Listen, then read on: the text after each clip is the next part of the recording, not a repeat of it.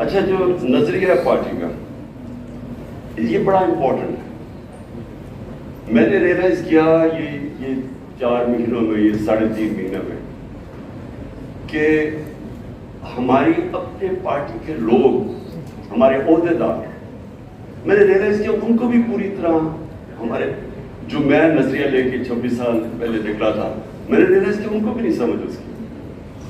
ہم کنفیوز کر جاتے ہیں کہ ہمارا پالیٹکس میں آنے کا مقصد کیا ہے، اسے کنفیوز کر دیتے ہیں، جو کہ پاکستان میں پاور پالیٹکس. پلیز یہ ریئلائز کریں، 2 مختلف چیزیں. پاکستان اگر آج مشکل میں پڑا ہوا ہے تو اس کی بہت بڑی وجہ ہماری پاور پالیٹکس. پاور پالیٹکس کا مطلب کہ کوئی نظریہ نہیں ہے اس میں، وہ صرف ہوتا ہے پاور میں آنے کے لیے کیا کرنا. یہ 2 پارٹیز آپ کے سامنے ایک گولڈن مثال ہے، ایگزامپل ہے کہ کیسے ان کے اندر ٹوٹل اپرچونزم ہے. پاور کے لیے کوئی نظریہ نہیں ہے. یہی 2 پارٹیز کب سے 88 سے ایک دوسرے کو برا بھلا کہہ رہی، اور برا بھلا یہ نہیں کہہ رہی کہ نظریاتی ان کے کوئی اختلافات. ان کا صرف ایک ہی ہے کہ وہ ایک کہتی تھی وہ چور ہے، دوسرا کہتا تھا دوسرا چور ہے. یہ بڑے سیریس ایلیگیشنز ہیں. کرپشن کے کیسز انہوں نے ایک دوسرے کے اوپر بنائے.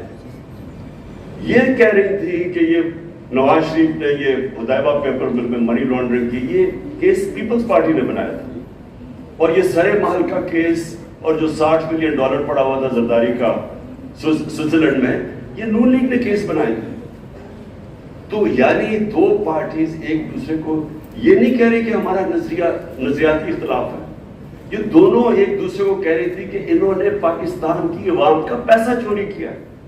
یہ سیریس ایلیگیشن ہے. اور ہوا کیا کہ جب جیسے ہی یہ واپس آئے 2008 میں چارٹر آف ڈیموکریسی کے نام پہ، دونوں نے فیصلہ کیا کہ ہماری 2 دفعہ گورنمنٹس گئی ہیں کرپشن کے اوپر، تو ہم پاگل ہیں کہ ایک دوسرے کو ہم نقصان پہنچا رہے ہیں. دونوں نے مل کے 10 سال انہوں نے مل کے ملک کو لوٹا، اور کوئی ان کی آئیڈیالوجی نہیں تھی، صرف پیسہ پرزرو کرنا تھا. پیسہ بناؤ اور پرزرو کرو. اور یہ آج آپ کے سامنے اور ہی کلیئر آ گیا کہ وہ جو ایک دوسرے کے خلاف تھے سب اکٹھے ہو گئے ہمارے خلاف. تحریک انصاف کے خلاف سب اکٹھے. کوئی نظریات نہیں ہے اس میں، صرف انٹرسٹ ہے. اور انہوں نے جو ملک کے ساتھ کیا کہ انہوں نے ایک گورنمنٹ کو ڈی اسٹیبلائز کیا. اس لیے نہیں کہ وہ گورنمنٹ کرپشن کر رہی تھی، اس لیے نہیں کہ وہ ملک کی معیشت کو صحیح راستے پر نہیں لے کے جا رہی تھی. مہنگائی کا انہوں نے استعمال کیا کہ جی مہنگائی کی وجہ سے ہم گورنمنٹ کرانا چاہتے ہیں، عوام بڑی مشکل ہے. اور جو اللہ، کیونکہ اللہ الحق ہے، سچ کا خدا ہے، اس نے ساری قوم کے سامنے یہ اپرچونزم کی سیاست ایکسپوز کر کے رکھ دی. یہ جو 4 مہینے میں 3.5 مہینے میں انہوں نے کیا ہے، یہ واضح ہے کہ نہ ان کا انٹرسٹ تھا اکانومی، نہ ان کا انٹرسٹ تھا مہنگائی، صرف ایک انٹرسٹ تھا NRO لینا. کوئی تیاری نہیں تھی ان کی. یعنی اگر انہوں نے پاور میں آنا ہی تھا اور اتنی سازش کر کے، تو کم از کم کوئی تیاری تو کرتے اکانومی کو ٹھیک کرنے کے لیے. کوئی روڈ میپ لے کے آتے، کوئی پلان کرتے کہ ہاں ہم آئیں گے. آتے ساتھ ہی وہ مفتاح اسماعیل بیٹھتا اور کہتا کہ یہ ہم کریں گے اور اس طرح ہم اپنی اکانومی کو اسٹیبلائز کریں گے، اٹھائیں گے. کوئی پلان نہیں تھا.